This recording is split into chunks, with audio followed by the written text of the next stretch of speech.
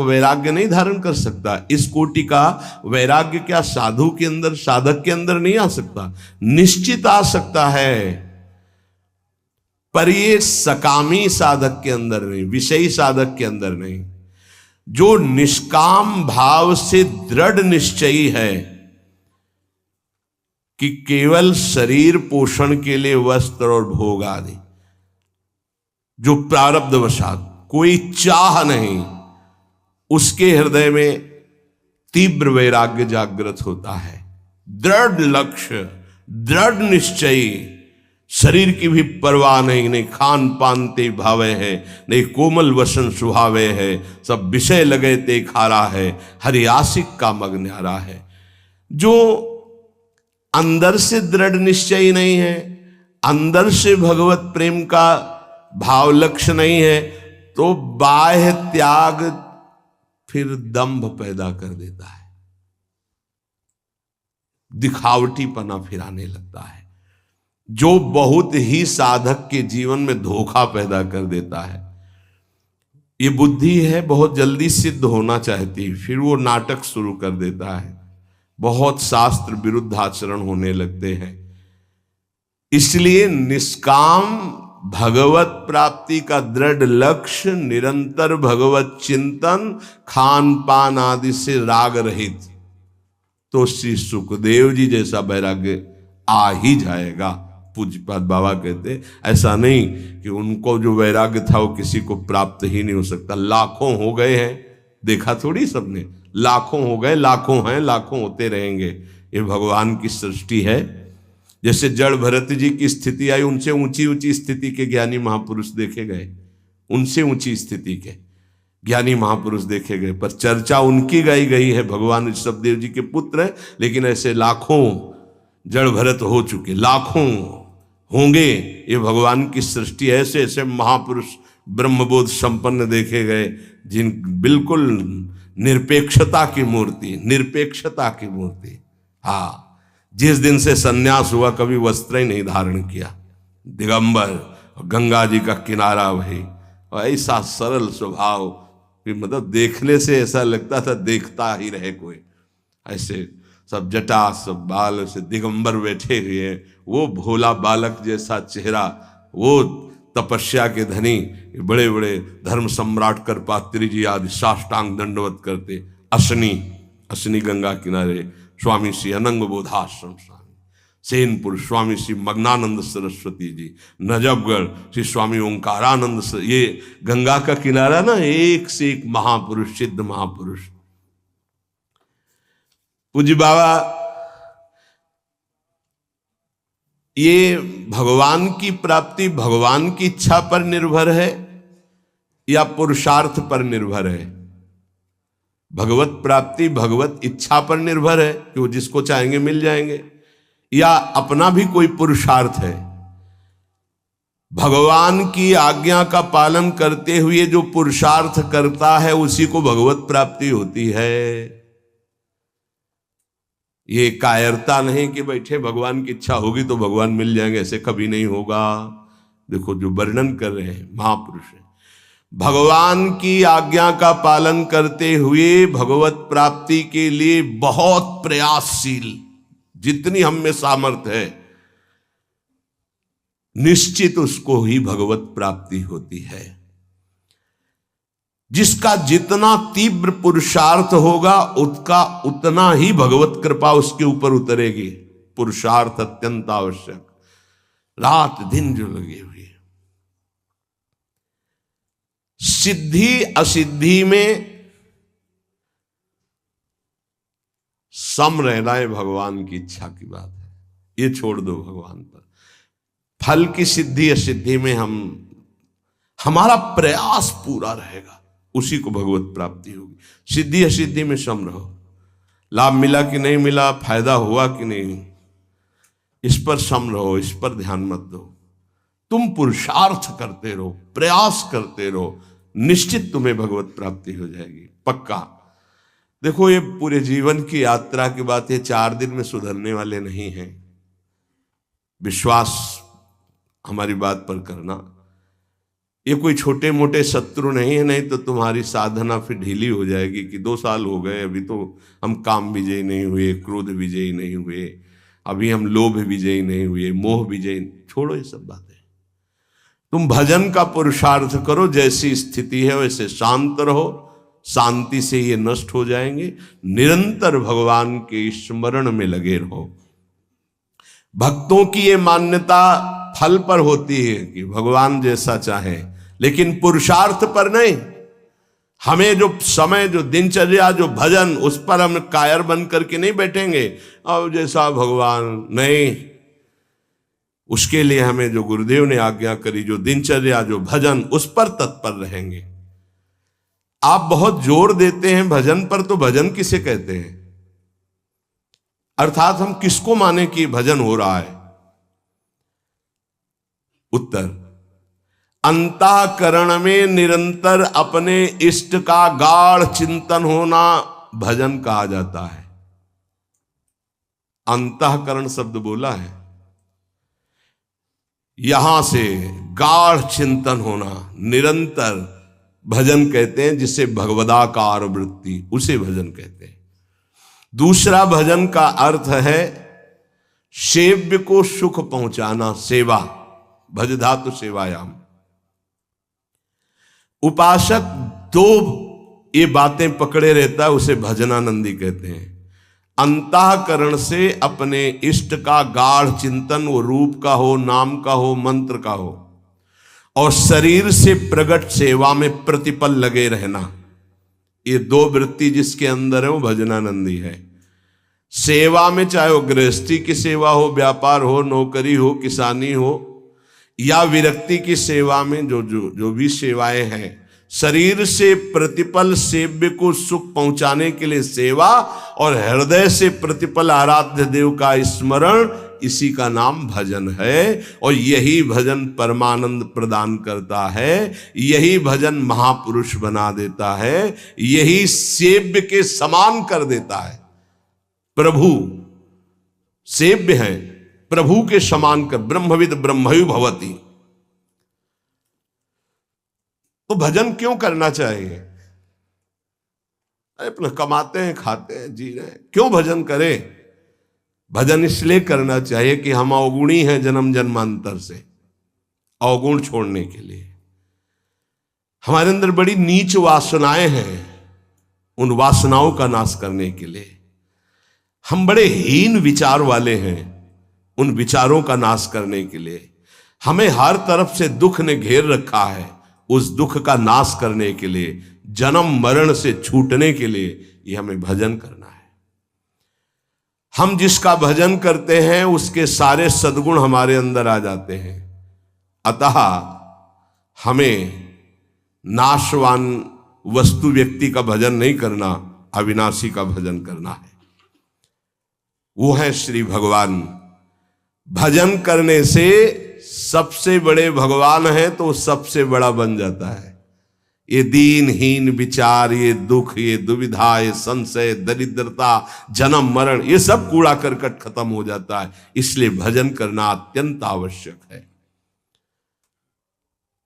भजन करना अत्यंत आवश्यक है। इससे विशेष लाभ क्या होता है? भजन से विशेष लाभ यह होता है कि जहां से हम बिछुरे थे वहीं हम पहुंच जाते हैं।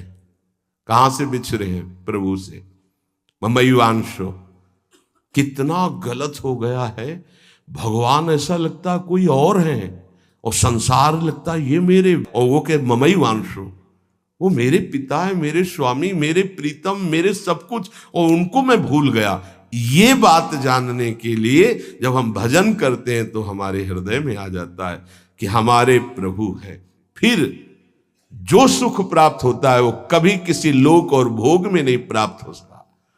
प्रेम स्वरूप हमारे इष्ट है तो हमारा प्रेम स्वरूप जागृत हो जाता है। भजन का लाभ है भगवान से बिछुड़े थे भगवान से मिल जाना। अगर भजन ना करे तो, पहले कहा भजन क्यों करना चाहिए, अब कह रहे हैं अगर भजन ना करे तो, अगर भजन नहीं करोगे तो विषय फंसा लेंगे, काम क्रोध लोभ मोह मद, और तुम्हारी दुर्गति कर देंगे। ये क्षण भंगुर विषयों का चिंतन होगा, क्षण भंगुर विषयों का भोग होगा, तो तुम्हें एक क्षण भी सुख का अनुभव नहीं होगा, दुख ही दुख तुम्हें घेर लेगा। अतः निरंतर भजन करने के लिए इसीलिए कहा जाता है कि कोई विषय चिंतन न बने, कोई विषय क्रिया ना हो, कोई विषय हमें दुख में फंसा ना पावे। सबसे बड़ा लाभ निरंतर भजन है। भजन करने का अधिकारी कौन है? बहुत बड़े ज्ञानी प्रश्नकर्ता श्री अखंडानंद सरस्वती जी। भजन करने का अधिकारी कौन है बाबा?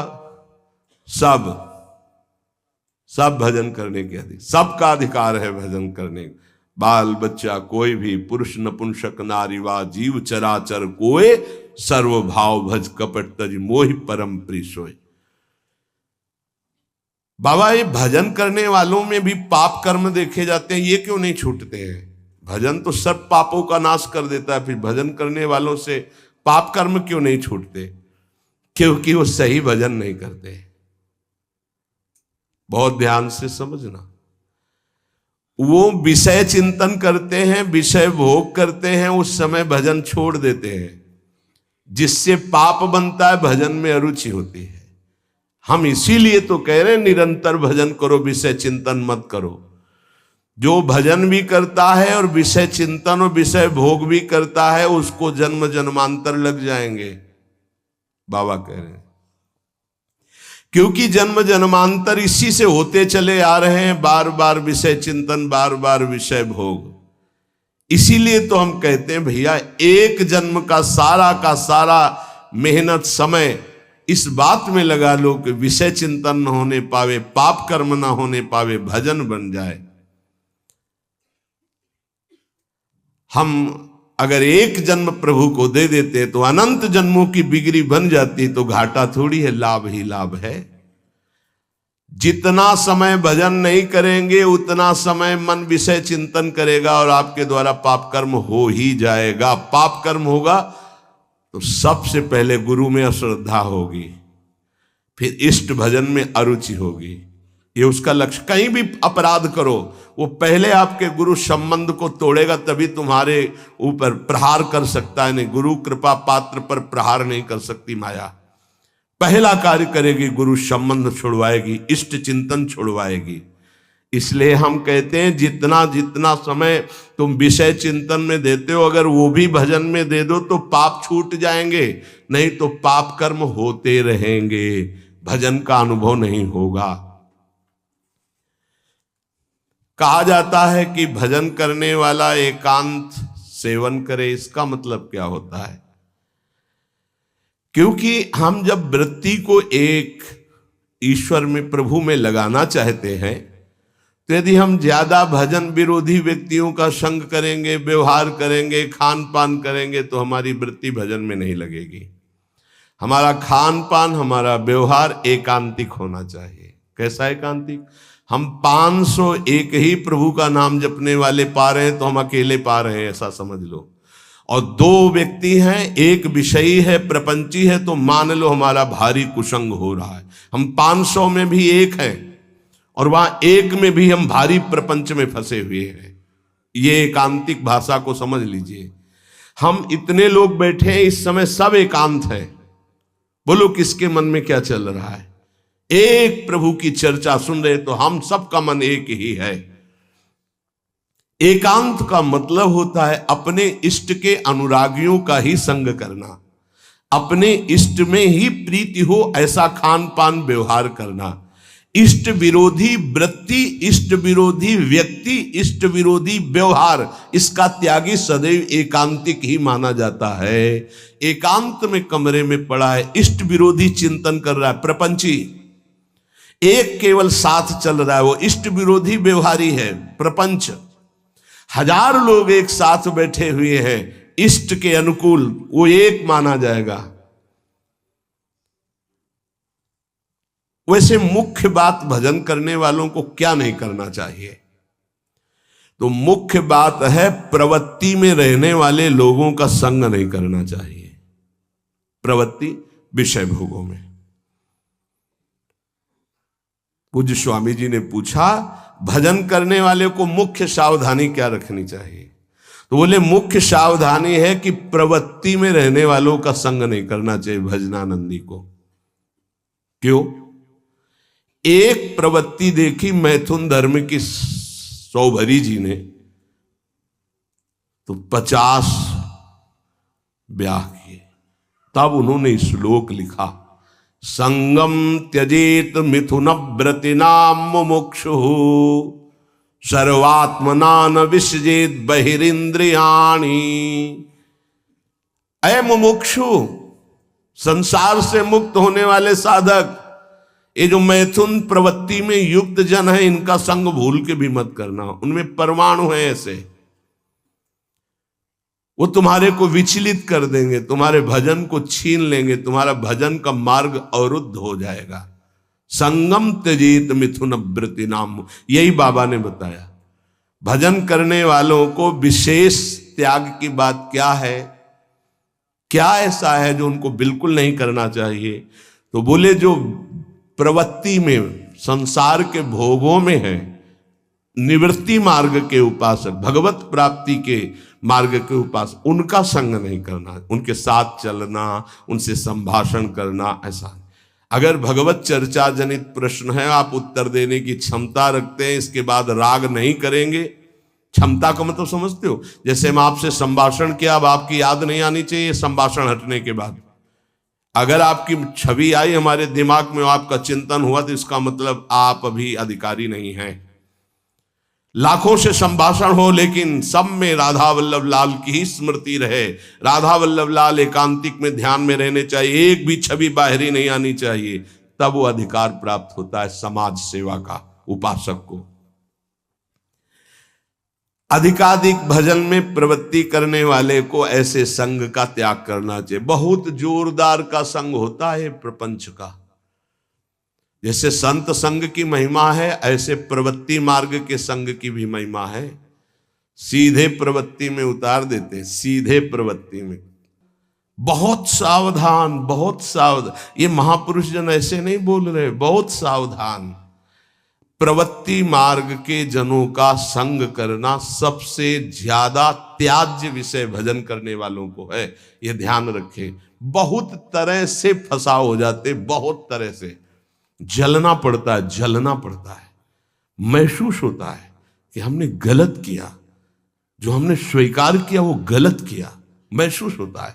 पर एक बार स्वीकृति हो गई तो कुछ भी हो, इनका बेड़ा पार होना चाहिए। जिद्दी स्वभाव संतों का होता है, पर महसूस होता है। जब तक वैराग्य की प्रबल भूख न जागृत हो जाए और जब तक भगवत प्राप्ति का दृढ़ लक्ष्य न हो जाए, तब तक संग नहीं करना चाहिए। नहीं, रंग जो है वही चढ़ेगा जैसा हम करते हैं। महाराज सकाम भक्ति सुनते हैं और निष्काम भक्ति सुनते हैं, तो इसका क्या मतलब है? सकाम भक्ति और निष्काम भक्ति का अंतर क्या है? जो केवल प्रभु को चाहता है उसे निष्काम भक्त कहते हैं, और जो प्रभु से चाहता है उसे सकाम भक्त कहते हैं।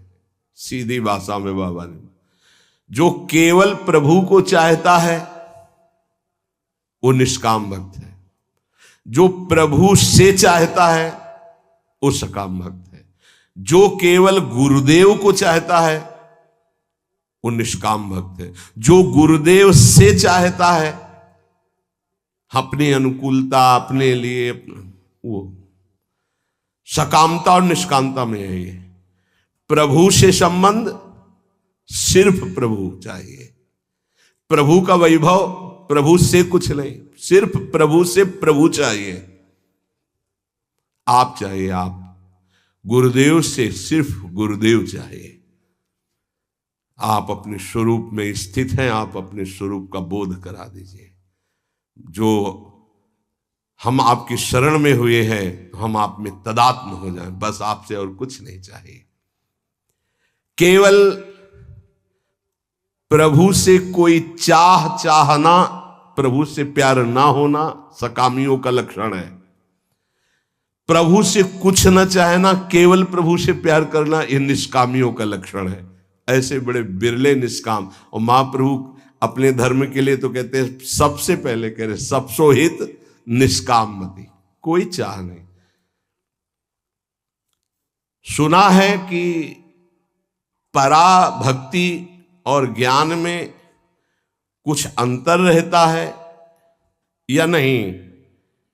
आपका क्या विचार है? क्योंकि पराभक्ति और ज्ञान दोनों अलग अलग है, पर है कैसा? तो हम तो नारायण स्वामी के विचार को ही स्वीकार करते हैं। पूज्य बाबा कह रहे हैं पराभक्ति और ज्ञान में तनिको नाही भेद, नारायण मुख्य प्रेम है, कहे संत अरुवेद। जब पराभक्ति को उपासक प्राप्त होता है तो उसमें शुद्ध ब्रह्म बोध भी रहता है और भगवत प्रेम भी रहता है। ये बड़े आश्चर्य की बात है। गीता जी में तो संकेत रूप में बोध को ही प्रधान कहा। ब्रह्मभूता प्रसन्नात्मा न शोचति न कांक्षति, समा सर्वेषु भूतेषु मद भक्तिम लभते पराम। मेरी पराभक्ति का परम लाभ क्या हुआ कि ब्रह्मभूत हो गया। और बाबा नारायण स्वामी के दोहे से कह रहे कि पराभक्ति में एक चमत्कार विशेष ये होता है कि उसे ब्रह्मबोध भी हो जाता है, आत्मस्वरूप का बोध भी, और भगवत प्रेम भी हो जाता है। पराभक्ति और ज्ञान में तनको नाही भेद, पर इतना है कि इसमें मुख्य प्रेम भगवदाकार भी रहता, स्वरूप बोध भी हो जाता है, जो पराभक्ति को प्राप्त हो जाता है। भगवत प्राप्ति के अनेक मार्ग हैं। एक पुरुष के द्वारा कई मार्गों में नहीं चला जा सकता, इसलिए साधक एक मार्ग का चयन कर ले और अपने गुरु प्रदत्त भजन भक्ति का विस्तार करे, आगे बढ़ाता चला जाए। इतना जरूर ध्यान में रहे कि भक्ति में विषय सुख नहीं है। अगर विषय सुख की आकांक्षा करेगा तो भक्ति अंतर्ध्यान हो जाएगी। ऐसा मान ले कि हमारे भाग्य में नहीं है, मान लो ना, पर बड़े भाग्य हैं, कोई भाग्यहीन थोड़ी हो। ये जो विषय सुख है ये तो पापियों को भी प्राप्त है। सुत दारा धन लक्ष्मी पापियों के घर होए, संत समागम हरि कथा तुलसी दुर्लभ। तो तुम्हारा दुर्भाग्य नहीं है, तुम उससे हंसने के लिए तैयार हो रहे हो, उसके साथ खेलने के लिए तैयार हो रहे हो जो बड़े बड़े मुनियों के भी ध्यान में नहीं आते। तुम्हारे भाग्य से नहीं है। ध्यान मुनि मन ध्यान धरत, थोड़ा अपने लक्ष्य की तरफ। और जब निकस कुंज ठाढ़े भय और भुजा परस्परंस, जब इनको तुम देखोगे तब कैसा होगा? आनंद समुद्र प्रिया प्रीतम। उपासक विषय सुख भक्ति में बहुत बाधक है। जिसको भक्ति की सिद्धि करनी है, प्रेम प्राप्त करना है, तो विषय सुख से बचना चाहिए। मन में लागी चटपटी कब निरखूं घनश्याम, तो नारायण भूल्यो सभी खान पान विश्राम। ये दोहा एक संत भगवान थे, गंगा के किनारे मिले थे, ये बार बार कहते थे, जो बड़ी मस्ती में गाते थे। मन में लागी चटपटी कब निरखूं घनश्याम, नारायण भूल्यो सभी खान पान विश्राम। विषय सुख भक्ति में नहीं। ब्रह्मादिक के भोग सब विषम लागता ही, नारायण ब्रज चंद की लगन लगी है जाही। जब विषय सुख का सेवन साधक करने लगता है तो प्रभु का चिंतन छूटने लगता है, प्रभु में सुख नहीं लगता है। ये सबसे बड़ी कमी की बात। अगर आपको भजन करते प्रभु में सुख नहीं लग रहा तो आप कहीं विषय सुख ले रहे हैं। ध्यान दीजिए, जब प्रभु के चिंतन करते करते आपके आंसू निकलने लगे, रोमांच होने लगे, अब सुख आया है।